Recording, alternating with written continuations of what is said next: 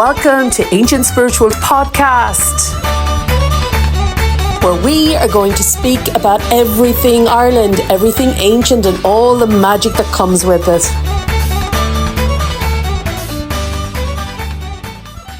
Hello and good evening, everybody, and welcome to the Ancient Spiritual Podcast. Samhain is upon us, the winter months are drawing in, and we have the pleasure of welcoming Eddie Lenihan as a guest this time. How are you doing, Eddie? I'm sick and tired of the rain and the darkness. Fed up with it. I'm going to bed. Yeah, hibernation is not an overrated thing this time of year. Wake me up in March, is it? Exactly. And I escape all the spending and ridiculousness of Christmas and all that lunacy. How are you doing, O'Connor? Are you well? I'm good. I'm excited. Yes. I'm excited. We're so excited, Eddie, to have you on, and to be honest, we're not here to talk. We're more here to listen. So, have you any questions for himself? Why don't you just tell us a bit about who you are for anyone that doesn't know you? I'm a Kerry man that went astray and then ended up in Clare. And I got What stuck part of here, Kerry, been here Eddie? for the last 42 years. A place called Brosna, just on the Kerry-Cork-Limerick border. Oh, And Brosna. yes, Brosna. And Claire's home for 42 years. Yes. But, you know, you never forget your own place. And I suppose, even though my parents are long dead, and I don't have anybody in Brosna now anymore, it's nice to go back occasionally just to see who's missing, who's not there anymore, as much as who is. And I was recently in Brosna, and I was shocked in a way that there are 32 empty houses there now. Really? And 16 more houses with only one person in them. And I knew every single one of those houses when they were occupied with people, and a lot of them with big families of children, all empty now. And I think I know now where the story of Oisin in Tiernan came from. A man who went away and came back years later to find Ireland utterly changed. He recognized nobody. And that's, I think, where the legend of Oisin in Tiernan came from. Somebody who went away and came back more than a lifetime later, and everybody that he knew was gone. And there was just a race of small people, as he thought, small people. Of course, in his mind, there were small people. This was the remnants of the big families that he had known in his youth, the big people, because he was a child then, as I was a child in Brosna then. I remembered all the people who were adults to me then, gone. Whole generation, and the generation after them, mostly gone now. There's only maybe 4 of that following generation alive now. I'm going down now shortly to see one of them. She's 97, and she is the oldest person in the parish. I'm 75. She isn't that much older than me, but I have to go and see her because she will know all of those people that I used to know. And I was too young at the time to question, who's married to who? How did she get married to him and that? And those are the things I want to find out now. Now, get the before stories. she dies, and there'd be nobody to tell their stories. So those kind of things are invaluable. You have to find them out while there is somebody to tell them to you, because books and genealogies won't tell them. Genealogies and books will just give you the bare bone details, but somebody like her will be able to give you the human facts about maybe what kind of a person that was and why they had to get married, or what, all the little human facts that make history human. Yeah. And tell me, in Kerry, do they call that tracing? Oh yeah. Yes. My grandfather used to do tracing as well, through families and that. Well, tracing is best done by women. Okay. Women are wonderful at tracing. Oh, I've often sat listening to women tracing, and it's a fascinating thing. It's like a spider's web of they could tell you about your grandmother's, uncle's, wife's, and God only knows if you had done anything wrong, or any one of the families had done anything wrong. Even in America or Australia, they would know about it. I tell you, you had better behave yourself. They didn't need the internet or the phone, no. No, not at all. Not at all. And you know, I was last night playing cards in the local pub, just last night. And after the game, or between games, sometimes you're knocked out and waiting for the next game to start. And one of the players, he started and talk about the local history again. Some people are wonderful at this. And he was talking about little details about land transactions and who was a mean bastard and who was this and who was that. And I said to myself, what possible chance had the Black and Tans when they were here ever of understanding where they were stationed? Yeah. They never had a chance. Misfortunes.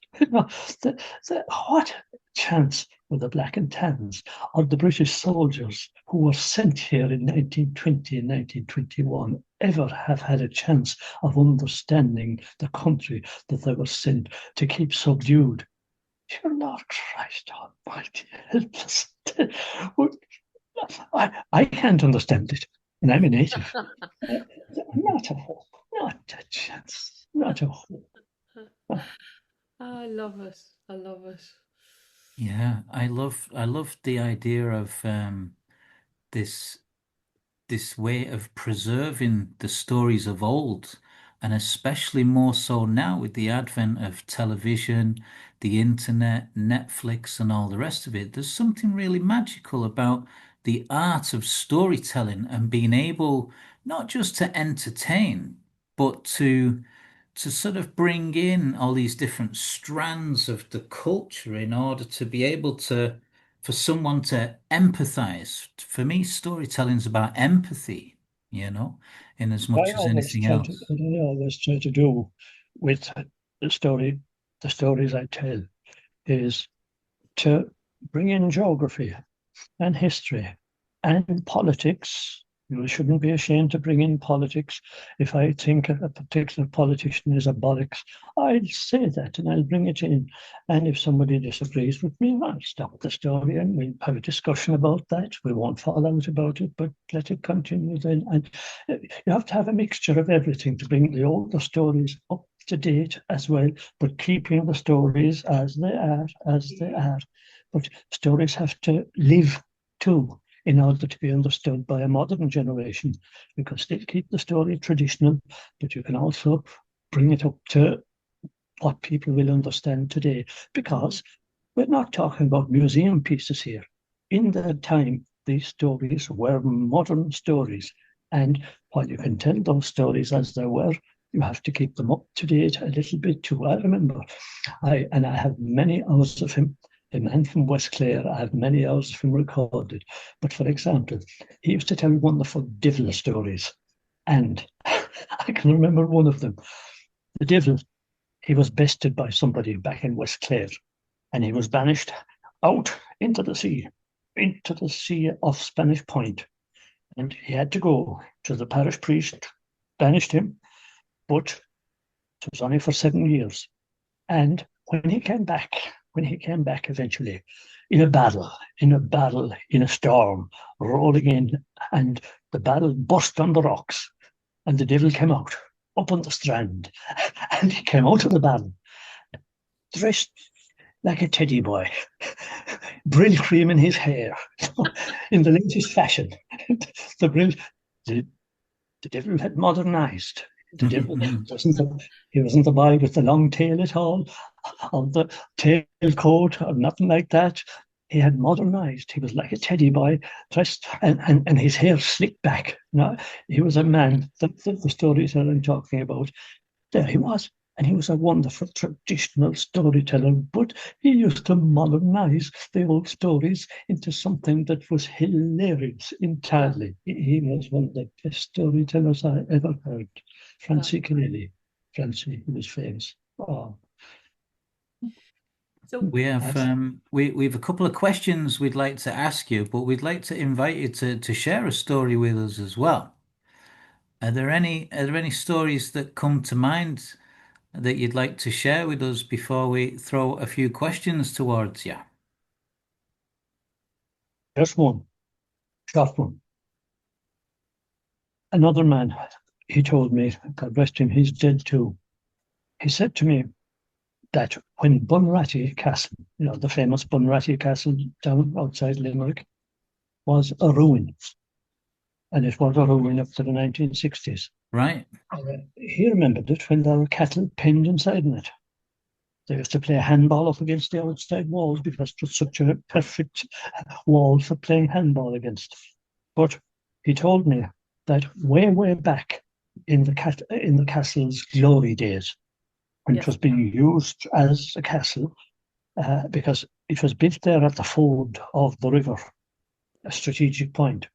And the man in charge of it was Sir Anthony Colpoys, very English, very English name, Colpoys, Colpoys. Now, he was an honest man, very severe, but he was an honest man. And down the little road at the side of the castle, where the Bunratty Folk Park is today.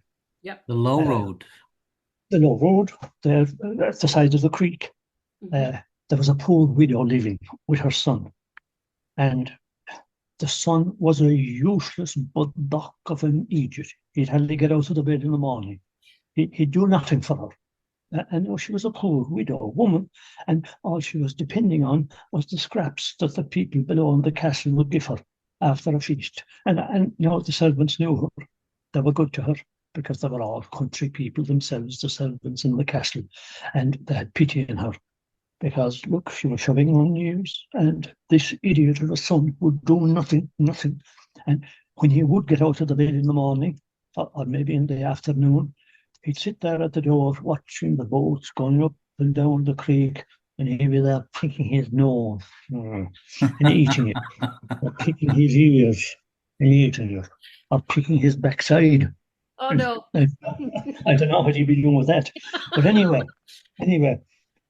this went on and on and on. And eventually, the poor widow woman, she got sick of it. And she went down to the castle this particular morning and knocked at the door. One of the servants came out. Oh, no, and she said, look, could I see Sir Anthony, please? For what? I'd like to see him. I'll see you inside. And just by the best of luck, Sir Anthony happened to be crossing the courtyard inside. And the servant went in and said, sir, there's a woman outside that would like to see you. Show her in. And the poor widow woman was shown in, and of course went down on her knees and tried to throw her arms around his legs. And of course he didn't like that, to see any woman down on her knees in front of him, especially an old woman. Get up, woman. What is it you want? And she explained to him about the idiot of a son, this useless gommel of a son that she had below, and he'd do nothing. Now he listened. Sent him down, and I'll straighten him out for you. And she was delighted, and off she went, hobbled up the old house. And she said to the son, throw on your rags, throw on your best rags. Sir Anthony wants to see you. He did reluctantly, but he couldn't refuse that kind of an invitation. So down he went, and he was let in below to the castle. And Sir Anthony, a man of his word, did exactly what he said he'd do. He did straighten him out for her. He hanged him.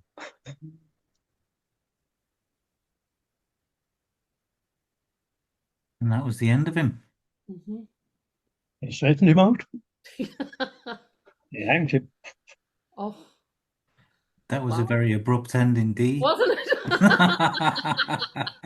Wasn't expecting that one.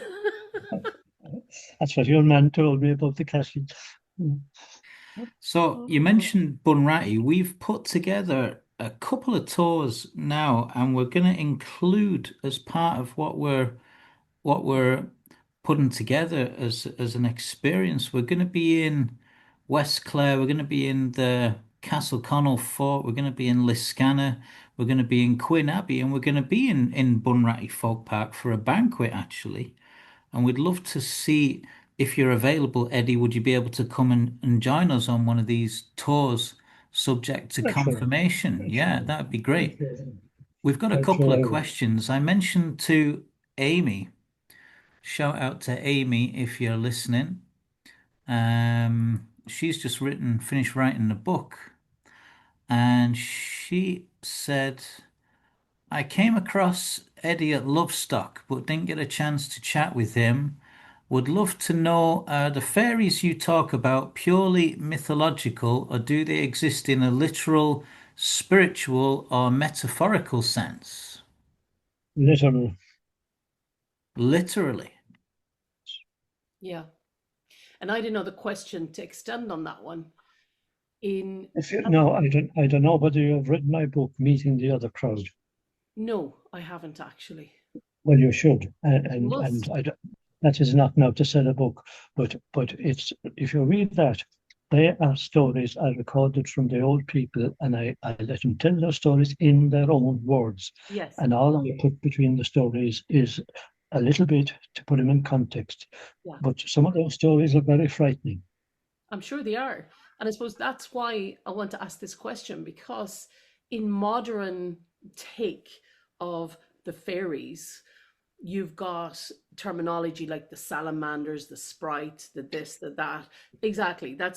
I was never heard of those until modern times. And I'm like, the Irish were afraid of the fairies. We still are, some of us. We have that respect. I'd love to know a little bit more, even to tell our audience a little bit more of what you know from all of these people you've met and heard the stories through these 50 years. I tell quite a lot of these fairy stories. Yeah. Yes. And if you get that book, Meeting the Other Crowd, it's published by Gillen Macmillan. It's now I'd in be its hoping second. to get a signed copy personally off you, Eddie. Yes, no bother. Well, you can get it in Japanese or Italian. There you go. I love it. Or Chinese or English even. Yeah. But no, it's now in its 17th edition, so obviously Wow. Congratulations. Well, no big deal. The other one that's very good for the fairies is, again, from the old people, is my book In Search of Biddy Early. Oh, Biddy. Yeah. Yes, because Biddy was the one, if you had trouble with the fairies, you went to Biddy and she would tell you what to do. You did, yeah. And she was over there in Clare as well, wasn't she? Fecal. Yeah. Okay. Yeah. There was a Biddy Early's brewery out in Ina as well. That was a mistake. You notice how it has gone? Notice how it has gone? It didn't survive. Okay. Anybody who made a commercial proposition of a Biddy didn't survive long, you'll notice. Yep. Okay. Yes. No, I wouldn't have anything to do like that. But I found out for the latest edition of the book now, I found a death cert, finally. Yeah. Yes.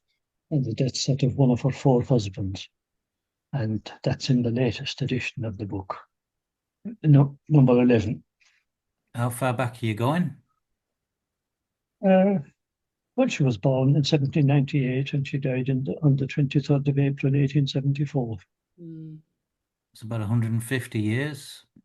Yes. But when I started recording these stories about her, I met people whose grandparents knew her very well. Right. Yeah. And gave her very clear pictures of what she looked like. Yeah. A woman not to be trifled with. Very much so. Very much so. If you came to mock her, you met your match. And why would people mock someone that was... Why would people be as foolish as to mock someone that was You know. You get an idiot in every crowd. Yeah. Very true. Yeah. Yeah. But if you went with the right attitude, you probably would get killed, because she killed thousands of people. There's no doubt about it. Yeah. Not doubt whatsoever about it. She did. Yeah. Yeah. She was a remarkable woman. Remarkable woman. She was. So I feel sadly underprepared now that I've not read any of your books coming into this, Eddie. We'll put that straight for the next time we do it. There's 22 of them. And is that the 23rd one on the way, is it? A different one entirely, a political one. Oh, political. Very good. Yes. Of modern times or going back? On the Black and Tans and the Troubles and the First World War. Wow. All from the old people again. Yes. It's called military memories. Cool. Yeah. I wanted to ask you a question about my experience when I first moved over to Ireland in 2001. Aside from getting lost on all the back roads of Clare in the parish of Newmarket and around Quin and Crusheen and Clooney and up towards, shall we say, Spansel Hill and out past Fecal and Bodyke up to Flag Mountain, getting lost in all of these places. Where we lived was near Ballygreen, and there was a company called Willis that was contracted to build the main motorway that we have now, shall we say, between Galway and Limerick. And there was a bit of an uproar at the time because the proposed direction this motorway was going to take was straight through a local fairy tree. I know, yeah. Tell us more about that. Well, that was in the year 2000, and I knew from some of the local old people, they're all dead now, but if you want to find out about that, it's in one of the books, Men Who Eat Ring Forts. That's the title of the book. Yeah. And all of that adventure, if you call it that, about the Latoon Fairy Bush, because Latoon is the name of the place. Cross, yeah. Yes, is described in that book. But it was stupidity and thickness of the authorities who don't believe in that. The road must go ahead. And I just knew that that was a fairy bush from the old people. And I said that. I was coming home from work from Limerick one evening, and I saw the diggers and the workers. And I stopped and I just asked one of the workers, what's going on? And he said that this is the new road. But I asked him, what's going to happen to the bush? Because the bush was up on a big height of rock at that time. Everything has changed now because millions and millions of tons of earth have changed that landscape. You wouldn't know it now from what it used to be. But he knew nothing. He was just a worker. And I said, that bush there. And he knew nothing. So I wrote a letter to the Clare Champion asking, was the bush going to be destroyed? No, in fairness, they published it. And I wrote a letter to the Irish Times, and they published it. I don't know whether they thought it was just a crackpot or not, but the correspondent for the New York Times, I remember his name, Jim Clarity, he saw the letter and he took it up. Right. And he published a quarter page about it in the New York Times. And it was syndicated across 22 newspapers in America. And then, of course, it grew legs because the BBC television came, French television, Belgian television came, and Scandinavian, about 5 or 6 TV companies came to see this bush. And then, of course, the NRA, they couldn't very well demolish the bush without looking stupid. And so they had to vary the road around the bush, from 2 or 3 kilometres back. can't vary a roadway, a motor. So 2 or 3 kilometres back, they slightly varied the road around it and survived it, as we might say. If memory serves, there was what they call travellers or what they call the travelling community in Ireland at the time on that road up to what became the Clare Inn, or used to be called the Clare Inn. There was a few caravans around the place, and I often noticed that some of the travellers would set up in or around or near the fairy trees. Is there a relationship with the travelling community and the fairy folk, would you say? No, I don't think so. Okay. Now, not modern, but the older travellers, they had good respect for these, but I don't think that has been passed down. And the music, they would know the music and they pass down the music. Some of them, yes. I remember Peckard Dunn. He was very, very good. Pecker used to be playing outside all the hurling and football matches, and he was a very interesting man, though. Pecker, he knew horses intimately, naturally, and I often recorded Pecker. And he told me of experiences he had camping at the sides of roads, and how horses could warn him of a particular place that wasn't right, as he put it, wasn't right. Yeah. And he always heeded a horse. I remember what he said to me, don't ever push a horse. Don't ever push a horse where a horse doesn't want to go, because a horse sees something that you don't see. Right. And Pecker was very good like that.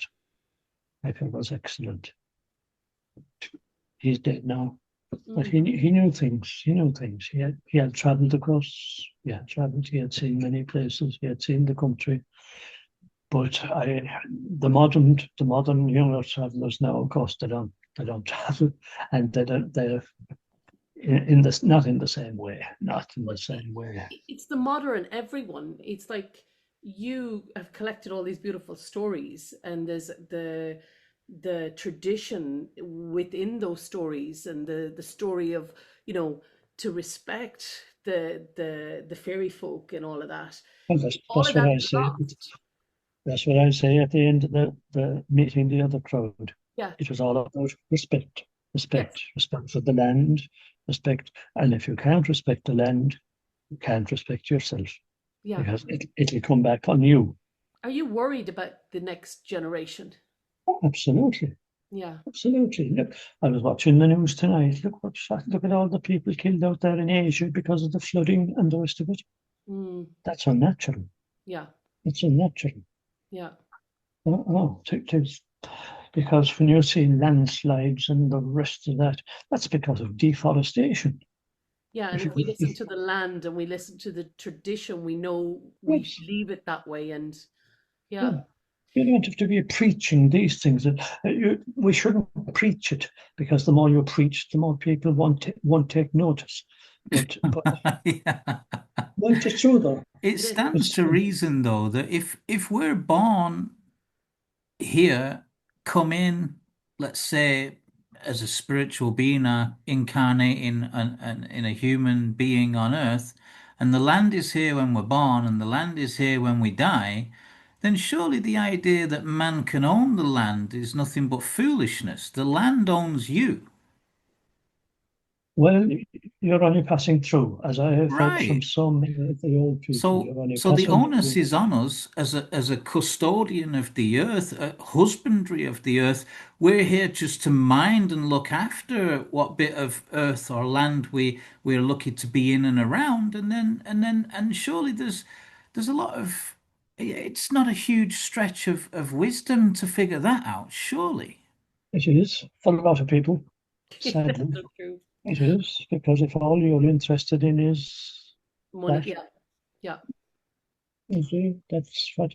Now, you see, nowadays, if you were to ask a lot of younger farmers, especially, and farmers by and large are good with the land because they have the sense to know that, look, if the land is abused, I won't have a living.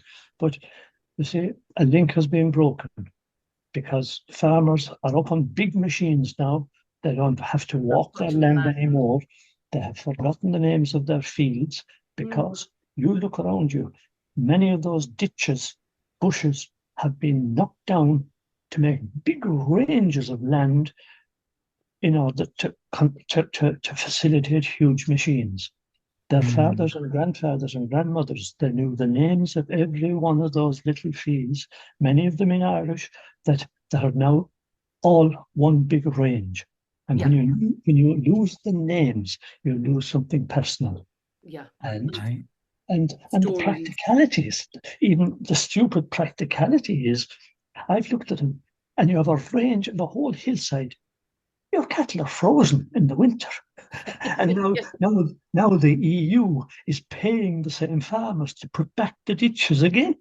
That's a lunacy of the lowest order. Eddie, I have another mad question for you. I have a question for you about the fairy tree, the hawthorn.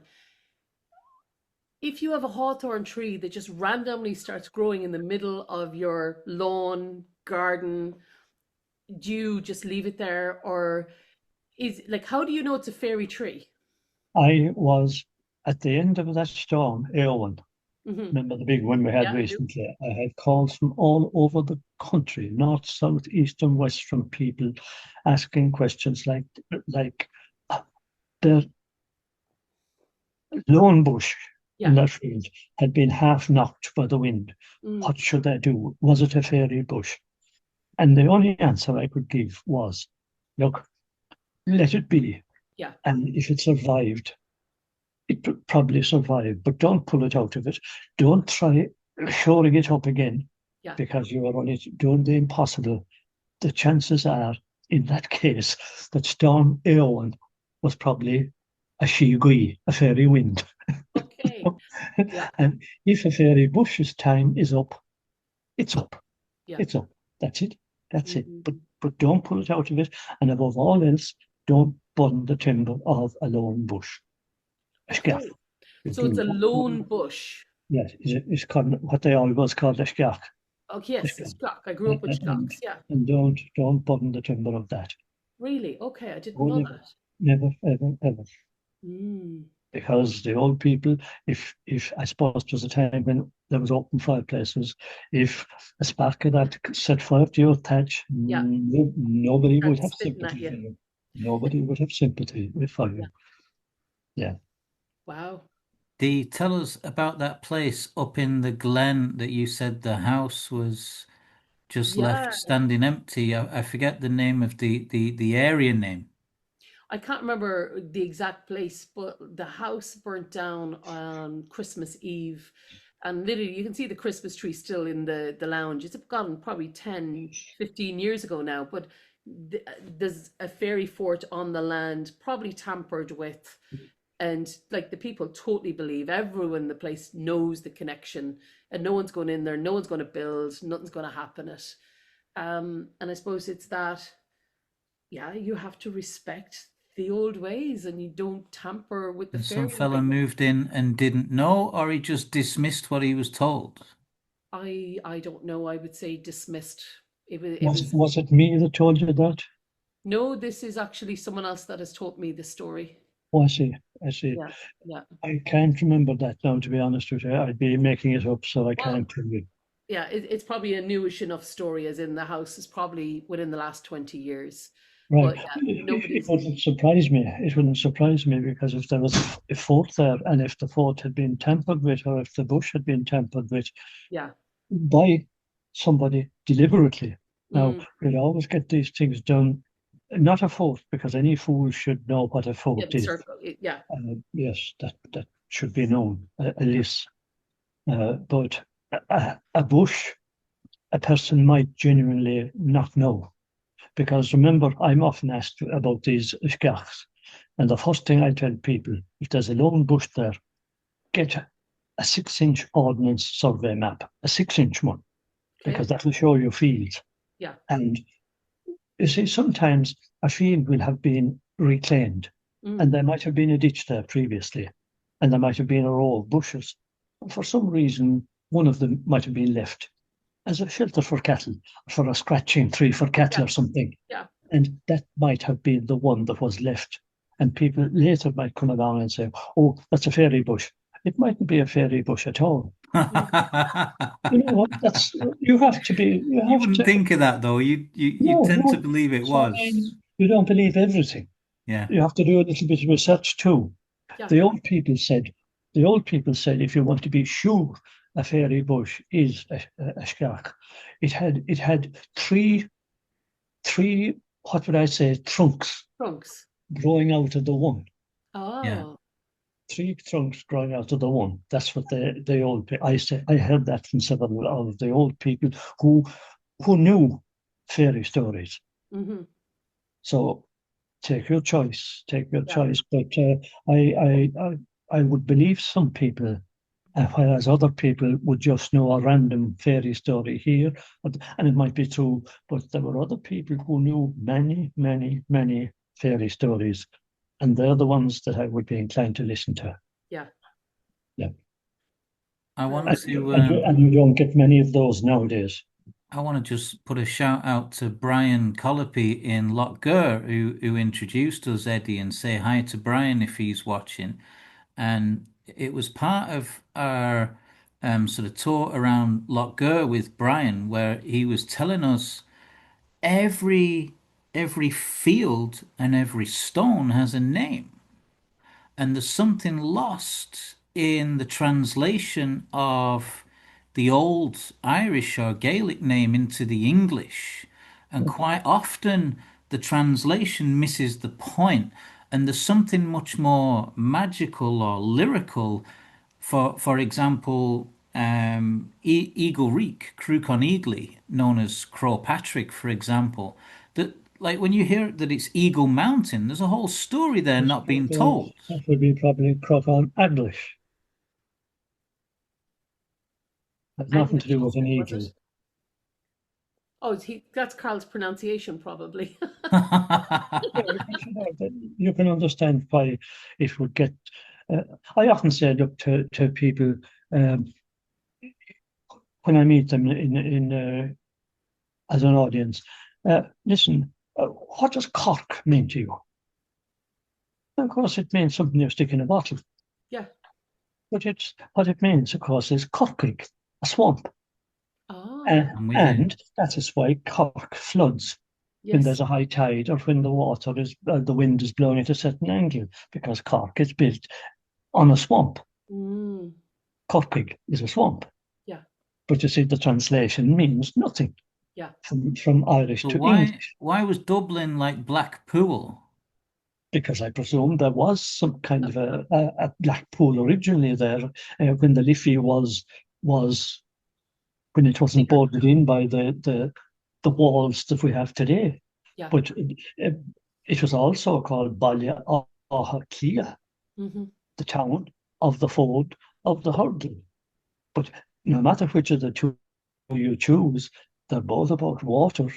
They're both about water. So the river obviously had a lot to do with it. Yeah.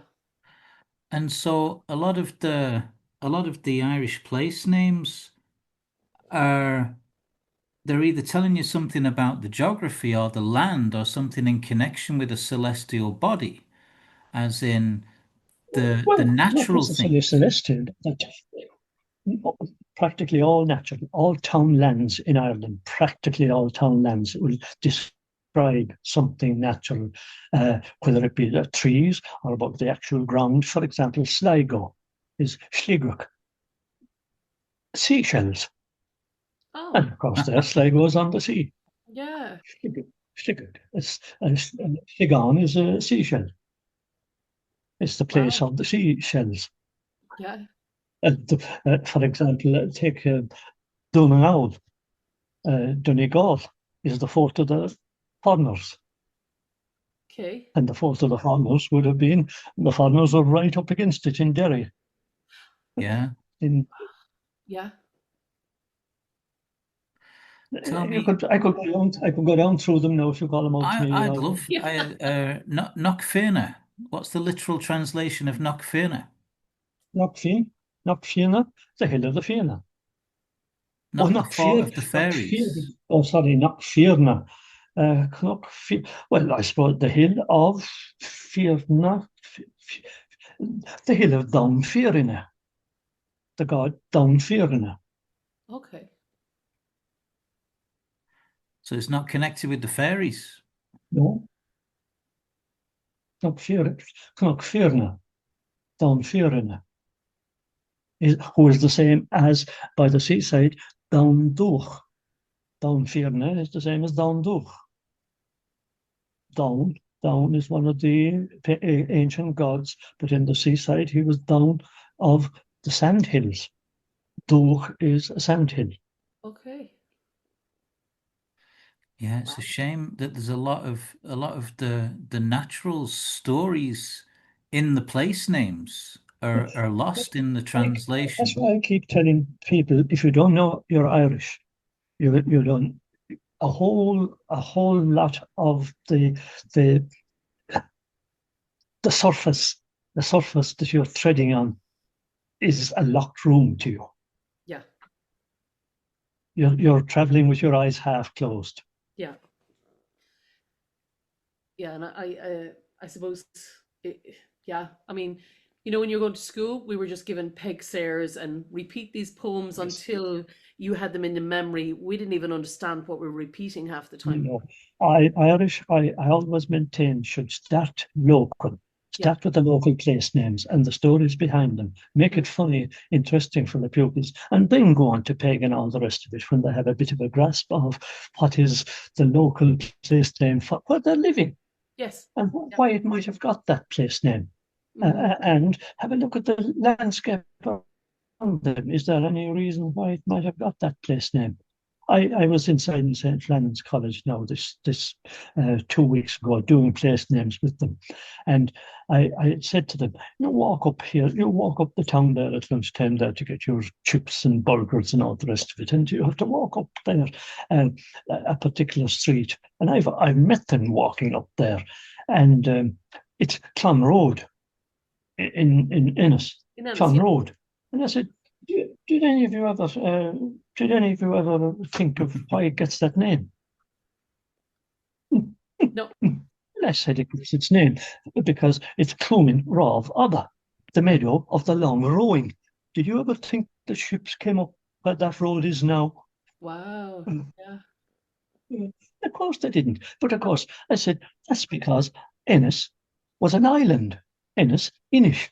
Did you ever think that Ennis is built on two streams, and Ennis was a tiny little town based on the Abbey, which was only a little place, and that raiders like the Vikings would have come up there, Clúin Ráv Ada, the meadow of the long rowing. Imagine where you were walking now up to the town. Ships came up there one time, and they were looking at me. How could that be? There's the name to prove it. Clon Road. I have a question for you now, Eddie. I lived in Clare for 15 years in a village called 6 Mile Bridge. The literal translation, I think, was the bridge over the River Carney, where you've got the miller in the O'Carney River. But presumably it was 6 miles from Limerick. It was, Drogheda Garden. Yeah. Drogheda. Was there a story behind how 6 Mile Bridge got its name and what was the connection with Limerick, or is it just purely a geographical phenomenon? No, that was the old road. That was the old road before the new road out by Setrites and the dual carriageway, and now the motorway were built.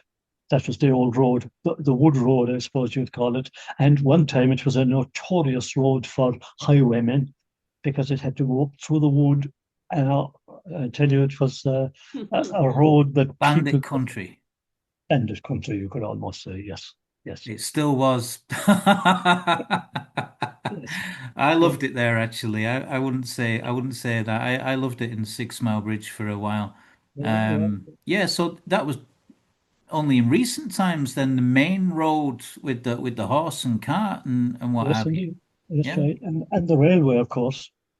yeah, And the railway station is in 6 Mile Bridge is now open again and doing great business, Very yeah. good. They opened it up which again. is nice to know.